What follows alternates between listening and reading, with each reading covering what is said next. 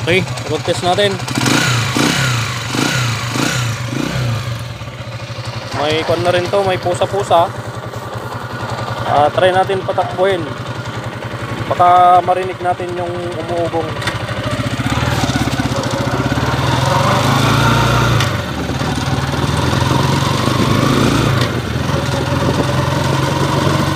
Primera, tercera, meron siyang maugong.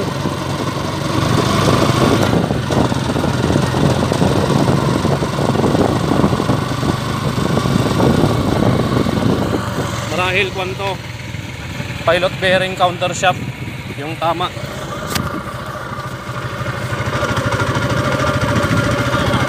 Ha?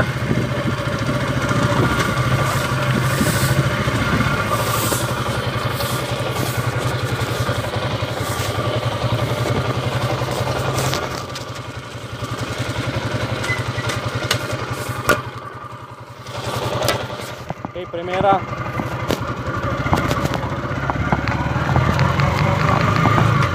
Segunda, walang ugong. Tercera, maugong.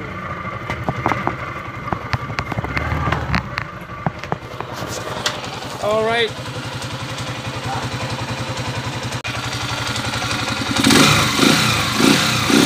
Tapos may usok. Tigsag-kisay langis niya.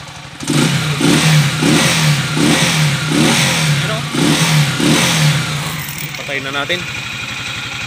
Gaspang payandar na.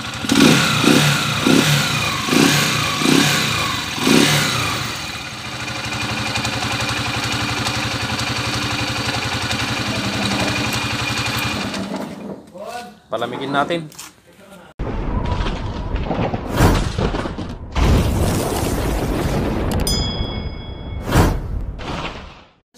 At anong magandang kondisyon yan, Tay? Ha? Anong magandang kondisyon kaya yan? Tay, sakay mo ito, pupunta tayo Baraka. Alright, mga bro, ayan, nabaklas na natin mga bro. Yung motor ni boss, magaspang primera, pati tercera magaspang, tapos magaspang din timing gear. At nakita nyo naman yung video natin kanina, umuusok. Malakas daw magbawas ng langis, kaya ito, yung may tama. May tama yung block. Ngayon palang mariribor to mga bro. Ayan o yung guhit niya, napakalalim mo. Yan, paparibor na natin to. Papalitan din natin yung kanyang timing gear. Ito yung timing gear, gaspang. Tapos makikita nyo yung timing gear niya, oh. Nagkalamat-lamat, kakapukpok siguro to. Yan. So dalawang beses na daw na overhaul tong motor ni boss. From Pangasinan si boss. Dino di Pangasinan bro? San Manuel, Pangasinan. So ngayon, ayan, palit damper din. Ang magaspang dito sa motor ni boss ito. Okay, kaninang ni-road test ko naman mga bro, kung maririnig yung maugong, primera hanggang primera, tercera, maugong. Ayan, ito yung problema nitong motor ni boss. May tama na tong primera niya. Ayan, tapos tercera, ito yung tercera. Ayan, maugong yung tercera, magaspang. So ang partner nito, syempre kapag magpapalit tayo, partner yan, ito. Tercera. Tapos yung primera, kapartner niya ito. Ito yung kapartner ng primera. Reject kagawad, tapon mo na. Yan. Itapon na daw si kagawad, reject. Okay, so depende kay bossing kung papalitan niya to dahil medyo may kamahalan naman ang pyesa ng primera. Tsaka tercera. Ayan. Ayan, nag-aaway na tong mga kasama natin, mga kabro. Oh, mamaya, kwekwentawan natin yung mga dapat mapapalitan dito sa motor ni bossing. Yan. Ito naman, TMX 155. Puro tagas lang papalitan natin dito. Tapos ito, CB 110. Convert natin sa carburetor ng Sudco Carbs. Ito, sponsored lang daw sa kanya tong carburetor na to, Keihin, Sudco. Sana all may sponsor na, tayo wala pa. Ni sponsor man lang ng Philip, wala pa. Baka naman, kagawad. Dito naman tayo kay boss. From Kamiling, Burgos. Yan o, may busy. Boss. Itong motor ni boss maingay. Ayan. So, dinala na daw niya to sa batikang mekaniko. Pero hindi na natin sasabihin kung sino. Maingay pa rin. Hindi daw napatino. Panda rin natin para marinig natin yung andar. Yan.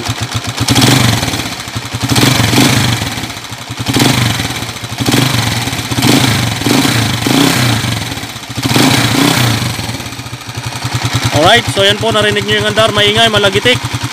Napalitan na rin daw ng timing gear yan.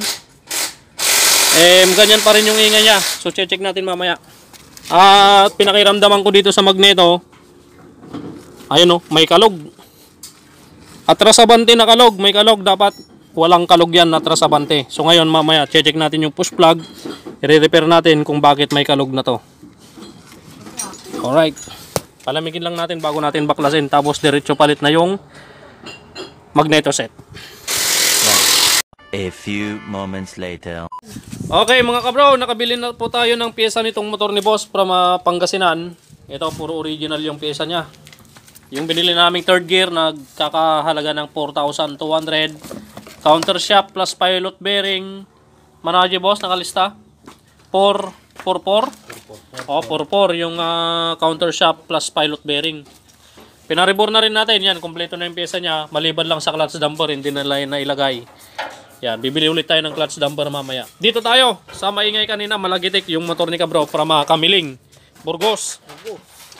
So yung ginawa natin dito kanina mga kabro, nagpalit tayo ng magneto set.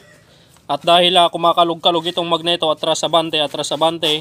Yan, meron tayong inalbularyo dun sa push plug. Tapos naglagay tayo ng bulitas na maliit. Okay, sa may spring, dun sa loob. Tapos yung dulo ng push plug, ginasa natin ng konti para yung push plug at yung bearing may tulak niyang mabuti para hindi mag-atrasabante itong sigunyal. So ngayon, wala tayong pinalitan doon. Magneto set lang. At inilot natin at ilalbularyo ni kagawad yung push plug. Opo. Yan, pandarin na natin. Kanina malagitik. Nakakaisang gamit ko. Ngayon, nabawasan din naman mga kabro. Hindi pa Pandarin natin. Yan. Ayun na po yung andar niya ngayon.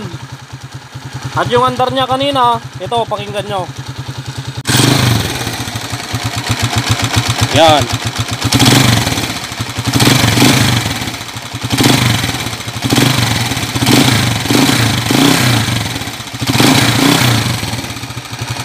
Alright, so yan po, narinig nyo yung andar, maingay, malagitik. Ayun, napakinggan nyo na mga kabro yung andar niya kanina. Ngayon, ito na yung final. Yan. Yun na yung final niya ngayon mga kabro. Anong masasabi mo kabro? Ayos? Ayos. Ha? Ayos bro. Ayos? Alright. Okay na. So takpan na natin to para ayun, makauwi na si kabro. Shoutout from Burgos, Kamiling. Ano ba ito? Yan. 325. Ha? 325. 325. O sige, takpan na natin tong magneto niya. One eternity later. Oh. Okay na mga kabro, nabuo na natin yung motor ni boss, yung makina lang pala. Hindi pa natin nakabit yung block tsaka cylinder head. At kapag nagkakabit kayo ng timing gear mga bro, ito sana, itong timing gear original sana ang bibilin namin. Kaya lang medyo mabibitin na yung budget ni boss dahil umabot na ng 20 mil yung pyesa niya kasi bumili tayong counter shaft original, tercera na original, tapos pilot bearing na original. Ano pa kagawad? Clutch damper na original. Dahil pinapalitan na rin natin yung dalawang sigunyal bearing. Tapos connecting rod. Ayan, Makoto lang yung nilagay natin, budget meal. Yung pang 5,400 na timing gear, binili na lang natin ng pag na timing gear, tsaka connecting rod na Makoto. Tsaka sigunyal bearing. Ngayon, kapag nagkabit naman kayo ng timing gear, palagi nyong i-check dito kapag nakakabit na yung timing gear at cam gear at yung cam gear pin. Alugin nyo to ng paganon. Kung walang kalog dito, sa may mismong nagkagatan ng gear dito. Ngayon, gaganon nyo, gagayin nyo. Titignan to kung titignan nyo kung gagalaw o hindi. Alright. Uga-uga, kung walang galaw, goods. Walang kalog. Ngayon, ang malakas lamang ang kalog dito, mga kabro. Ito.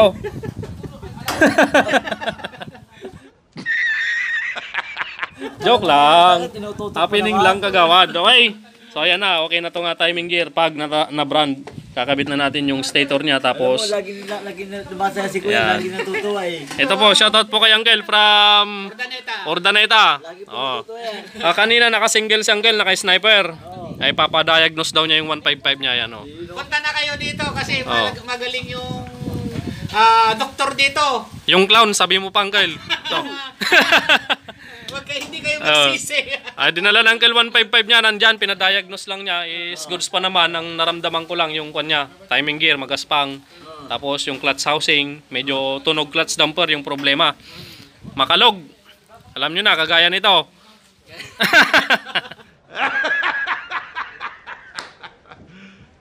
You serious? Sige, tatapusin na natin tong motor ni boss. Ayan, shout out. Ano boss, sulit yung 20 mil? Sulit. Okay. Ganun gusto mo shoutout? Shoutout po sa mga pamilya po ng sa Ramos City. Ramos City. Sa Kulal po, sa inyong lahat. Yung tiga Kamiling, umuwi na kanina, no? Shoutout po sa taga Kamiling. Kanina. Kami po tayo sa biyahe. Yung may lato-lato, no? Kami lato-lato. Okay na. Kaya Uncle pala, sabi po. Okay, Uncle, anong pangalan mo, Uncle? Sid Montero. Ha? Sid Montero. Sid Montero. Ayan po si Uncle, Sid Montero. Ikaw, si Kagawad. Toyota. Sige, Montero si Uncle. Hindi Toyota ka rin. Toyota ka. Okay. Simbulin na natin to. Ito naman ito. Si boss, ano? Pogi. Pogi. Kalok. Hindi, Kwan. Hindi, ano yun? Mitsubishi. Hindi. Alam mo, may kamukha yan eh. Sino? Yung Yakuza. Yakuza. Maliban ka sa kanya, maliban ka sa kanya. Nako, mapapalayo na tayo niyan. Tapusin na natin tong makina ni boss. Yan. Lagi kasi yan. One eternity later. Hey mga kabro, tapos na po yung overhaul natin na TMX 155. Start muna natin.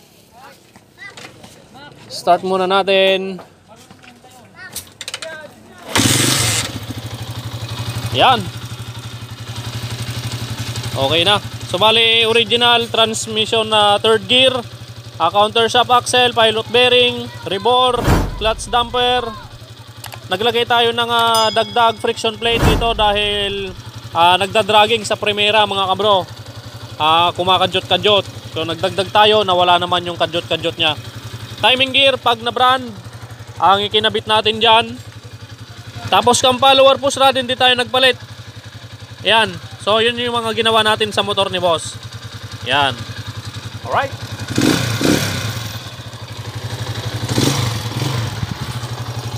Yan na. Tinasan ko muna yung minor dahil bagong rebore. Mahigpit pa para hindi mamatay sa biyahe or sa stoplight. Tayo na natin mga kabro. At ito naman kay brother Leomar Velasco. Pinakondisyon niya tong Mio Sporte dahil ibibiyahe niya ng Isabela. Yan, biyaheng Isabela sa 25 to 27 ito mga bro. Kasama namin siya, siyempre pupunta kaming Isabela. Na brother. At siyempre si brother Lito. Boss, thank you. Shut up! Ingat sa pag-uwi. Watching the morning, sending up. Siyempre kay Kagawad. Kagawad, paalam ka na. Okay po, shoutout po sa mga taga Balawig, saka shoutout po sa Lapan. At shoutout sa mga bisita namin dyan nung isa araw, nung pinakain ako ni Brad dito. Napakasayang araw na to. Kita tayo Ali. Itate Ali, shoutout po sa inyo. Pare Jeric. At shoutout Hawakan kay mo to. Kuya, Shoutout kay Kabro. Yan, uwi na si Kabro. Ingat brother. At siyempre, hindi siya pwedeng umuwi ng walang sticker. Yan. Tatak Kabro. Ingat bro, ingat. Thank you very big. Break in lang ha. Alright.